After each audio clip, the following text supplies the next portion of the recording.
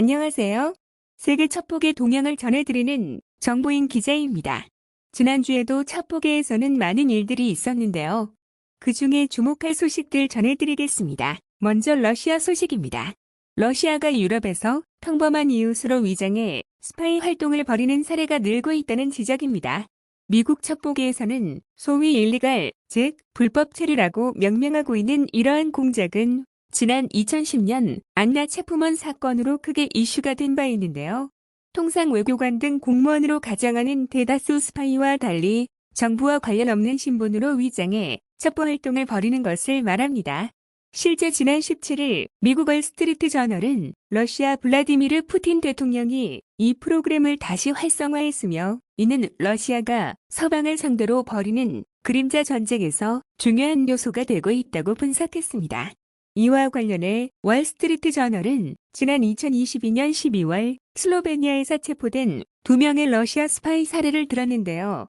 보도에 따르면 이들은 아르헨티나 이민자 부부로 위장해 슬로베니아의 수도 류블리아나 지역에서 두 자녀와 함께 살며 이웃들에게는 지극히 평범하고 조용해 보이는 삶을 연출했습니다.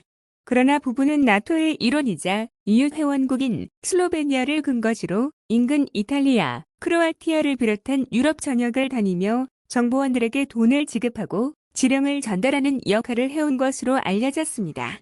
특히 슬로베니아 당국은 이들이 언젠가 정체가 탄로날 것을 우려하면서도 어린 자녀들을 훈련했다고 밝혔습니다. 또 이 부부가 체포된 직후 그리스와 브라질 여권을 소지한 또 다른 남녀가 갑자기 사업체와 연인을 벌이고 떠났는데 이들 모두 러시아 정보관으로 각자 그리스와 브라질에서 가짜 배경을 만드는 중이었다고 덧붙였습니다. 그러나 월스트리트 저널이 파악한 결과 이런 사례는 슬로베니아뿐 아니라 네덜란드, 노르웨이, 체코, 불가리아에 이르기까지 유럽 전역에서 이 같은 불법 체류 요원으로 의심되는 사례들이 포착되고 있고 우크라이나 전쟁 이후 더 기승을 부리고 있는 것으로 분석됐습니다. 한편 미 연방수사국 FBI는 지난 2010년 이른바 괴담 작전이라는 방첩 프로그램을 통해 안나 체프먼 등 러시아 대외정보국 SVR 소속의 스파이 12명을 체포한 바 있는데요. 당시 체포된 스파이들은 대부분 부부로 위장한 채 미국에 뿌리를 내리고 정재계, 학계에서 활동하며 정보를 수집한 것으로 조사된 바 있습니다. 이번에는 영국 동향입니다. 영국 국내 정보 및 방첩기관인 MI5가 지난 2022년 당시 보리스 존슨 총리의 이른바 파티게이트에 대한 관심을 돌리기 위해 중국 스파이 경보를 발령했다는 주장이 나왔습니다. 지난 18일 CNN 등 주요 외신은 MI5가 파티게이트에서 주의를 딴 곳으로 돌리기 위해 중국에 대한 스파이 경보를 발령했을 가능성이 있고 이를 법원이 관심 있게 듣고 있다고 보도했습니다.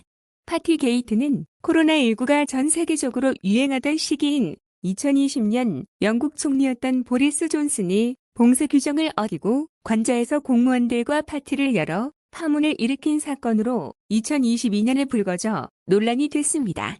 이 사건은 존슨이 벌금형을 선고받는 등 결국에는 실각하게 되는 원인 중 하나인데요. 당시 존슨 총리는 2022년 1월 파티게이트에 대한 사과 입장을 내놨지만 여론의 분노는 가라앉지 않았습니다.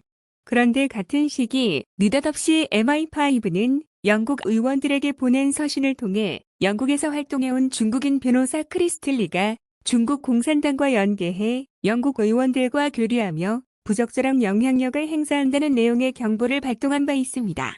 MI5는 또 크리스틀리가 중국과 홍콩에 있는 외국인들의 자금을 받아 활동해왔으며 정치인들에게 70만 파운드, 우리 돈으로 약 11억 원 이상을 기부했고 노동당 베리 가디너 당시 의원이 상당액을 받았다고 지목하기도 했습니다.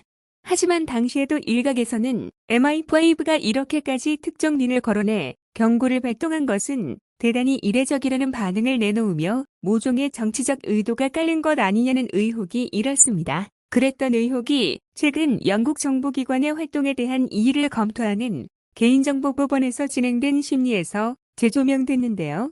이 자리에서 가디너 전 의원은 PA통신 등의 보도를 근거로 많은 사람들이 MI5가 파티게이트에 대한 존슨의 사과로부터 관심을 돌리기 위해 이 정보를 공개했다고 믿는다고 증언했고 주요 외신들은 법원이 이 같은 주장에 귀를 기울이고 있다고 보도했습니다.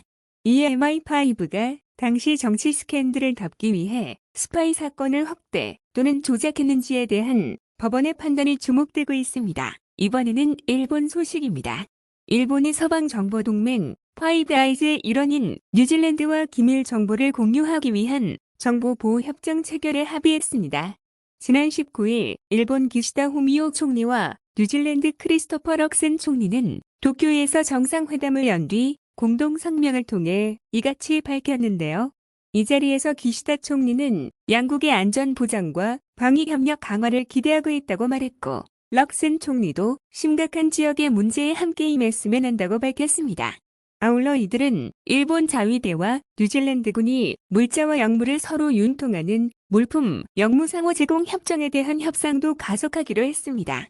일본은 파이브 아이즈 가운데 미국, 영국, 호주와는 이미 정보 보호 협정을 체결했으며 캐나다와는 협상 중인데, 이런 움직임의 핵심은 중국 견제와 일본의 확장입니다.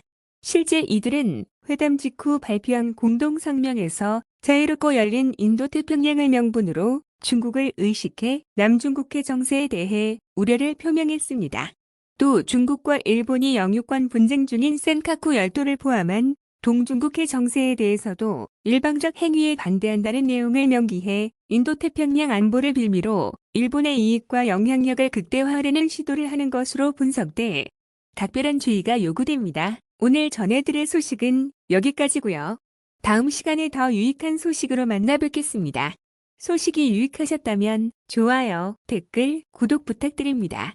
그리고 흥미진진한 첩보의 세계가 궁금하시다면 국내 최고 첩보사 연구가인 박상민 기자가 집필한 세기의 스파이와 세기의 첩보전을 통해 확인하시기 바랍니다. 감사합니다.